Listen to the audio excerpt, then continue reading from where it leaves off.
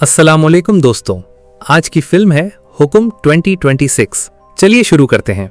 Film की शुरुआत होती है एक बहुत ही अजीब जगह से, एक सुनसान रेत के मैदान में जहां गर्मी इतनी शदीद है कि जमीन फट रही होती है और हवाएं बिल्कुल नहीं चलती होती। वहां दो लोग चल रहे होते हैं, एक बुजुर्ग और लंबा आदमी जो पुराने जमाने के लश्कर वाले लिबास में होता है और उसके साथ एक छोटा सा बच्चा। दोनों के पांव थक चुके होते हैं, पानी खत्म हो चुका होता है और मौत उन्हें चारों तरफ से घेरे होती है। उस बुजुर्ग आदमी के हाथ में एक पुरानी बोतल होती है जिसके अंदर एक लपेटा हुआ कागज बंद होता है। वो उस बोतल को तोड़ना चाहता है ताकि वो कागज निकाल सके, मगर बोतल किसी तरह भी नहीं टूटती। चाहे वो जितना भी जोर लगाए, वो रेती पे मारे या पत्थर से, कोई फर्क नहीं पड़ता।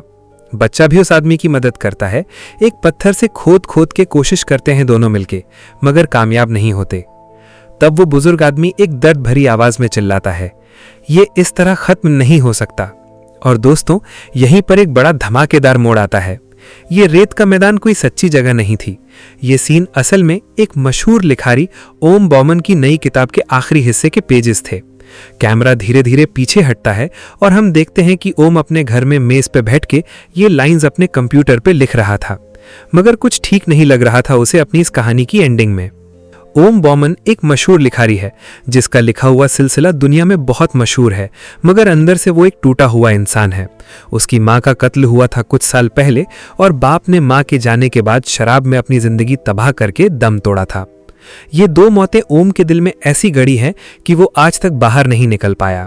वो एक दिन अपने माँ बाप का बकाया हुआ सामान समेट रहा होता है और इस दौरान उसे एक पुराना ताश मिलता है जिस पे लिखा होता है बिलबेरी वुड्स होटल आयरलैंड, और उस ताश के साथ एक पिस्टल भी मिलती है। ओम कुछ देर उस ताश को हाथ में लिए देखता रहता है। फिर वो फैसला करता है कि वो उस होटल जाएगा अपने माँ बाप की राख वहां बिठेरने के लिए और शायद कुछ ऐसा ढूंढने के लिए जो उस होटल से उसके माँ बाप का ताल्लुक बताता हो। ओम पहाड़लैंड पहुंचता है और बिलबरी वुड्स होटल के सामने आके खड़ा होता है। ये एक बहुत पुराना होटल है जिसके चारों तरफ घना जंगल है। बाहर से देखो तो खूबसूरत लगता है, मगर अंदर एक अजीब सी खामोशी है जो बोलता है कि ये जगह सिर्फ एक होटल नहीं है, यहाँ कुछ और भी है। होटल का केयरटेकर यानी देखभाल करने वाला बंदा एक खामोश मगर समझदार इंसान होता है जिसका नाम फर्गिल है। वो ओम का स्वागत करता है और उसे अंदर ले जाता है। वहां होटल के मालिक मिस्टर कॉब से मुलाकात होती है, एक उम्रदीदा रहस्यमय चेहरे वाला इंसान। कुछ छोटे बच्चे भी वहां मौजूद होते हैं और मिस्टर कॉब उन्हें एक डरावनी दास्तान सुना रहा होता है कि इस होटल के पास के जंगल में एक चुड़ैल रहती है जो भटके हुओं को ढूंढती है, उन्हें अंधेरों में खींचती है और फिर वो कभी वापस नहीं आ पाते। ओम ये सुनता है और उन बच्चों की तरफ देखता है, फिर धीमी आवाज में उन्हें कहता है कि अनजान लोगों से कभी बात नहीं करनी चाहिए। होटल के दाखिले वाली जगह पे एक शख्स काम करता है जिसका नाम मैल है। वो एक तेज नजर कुछ गहरी बात छुपाता आदमी है। जब ओम चेक करता है तो मैल तुरंत उसका नाम पहचानता है और कहता है कि आप वही मशहूर लिखारी है ना, क्या आप मेरे बेटे के लिए अपनी किताब पे दस्तखत कर सकते हैं? ओम साफ मना कर देता है, बिल्कुल सीधा और बिना किसी माजरत के। मैल की आंखों में एक पल के लिए कुछ ऐसा आता है जो ओम को नहीं दिखता, मगर वो महसूस जरूर होता है। फिर मैल अपनी जगह मुस्कुरा के वापस चले जाता है। होटल के बार में एक औरत काम करती है जिसका नाम फियोना है, एक समझदार गहरी सोचने वाली औरत जिसके सवाल हमेशा सीधे नहीं होते। वो ओम से मिलती है और अजीब सवाल पूछती है कि क्या ओम जानता है कि होटल के पास जंगल में एक बड़ा दरख्त है। ओम हैरान होता है कि फियोना को इस दरख्त के बारे में कैसे पता। वो उस दरख्त को ढूंढता हुआ जंगल में जाता है और वहां पहुंच के देखता है कि उस पुराने दरख्त के अंदर एक खोखला हिस्सा है। ओम अपने माँ बाप की राख उस खोखले में रख देता है। वो काफी देर वहां बैठ के आंसुओं को रोक के उन यादों लिए बैठा रहता है जो कभी पीछा नहीं छोड़ती। राख बिछाने के बाद ओम जंगल में अकेला चलता रहता है। वहां उसकी मुलाकात होती है जिसका नाम जेरी है, एक बेचैन और बहुत ही अजीब मिजाज का आदमी।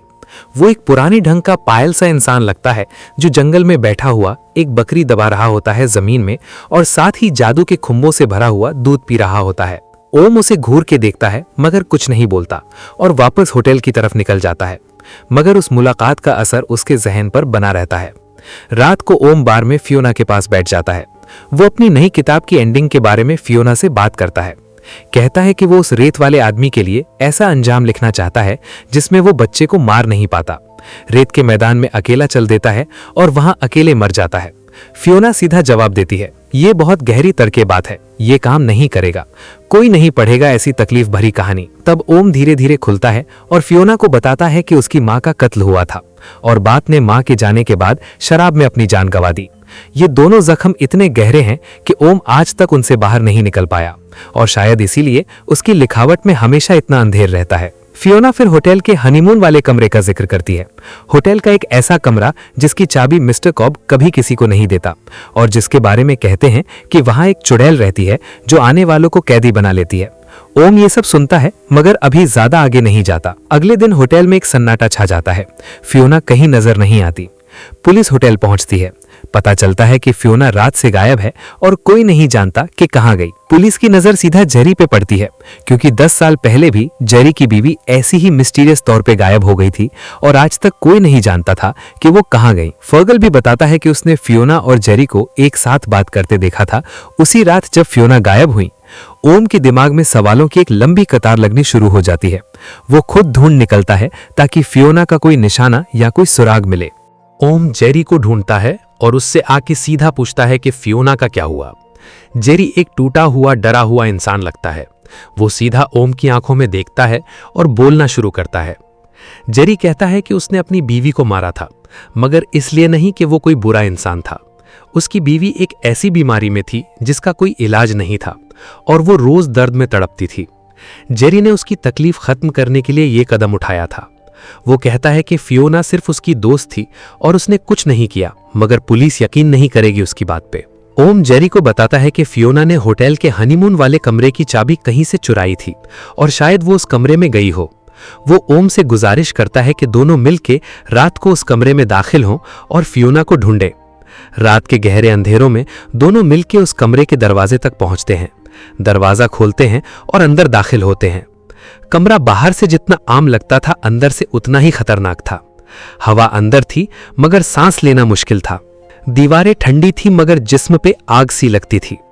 अभी थोड़ी देर ही गुजरी थी कि फोगल आ जाता है और उन्हें पकड़ लेता है। शोर एकदम से शुरू होता है। जेरी को जबरदस्ती उठाया जाता है, एक गाड़ी में डाल दिया जाता है और वो चला जाता है।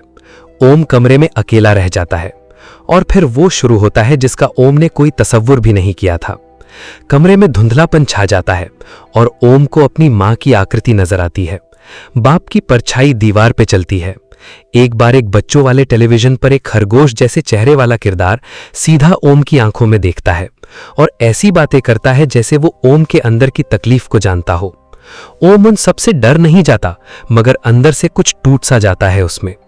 कमरे में जो कुछ ओम ने देखा, जो सच्ची बातें सामने आई, मां का कत्ल, बाप की बर्बादी, अपनी जिंदगी की तन्हाई और खालीपन, ये सब एक साथ उस पे आ गिरता है और वो अंदर से टूट जाता है।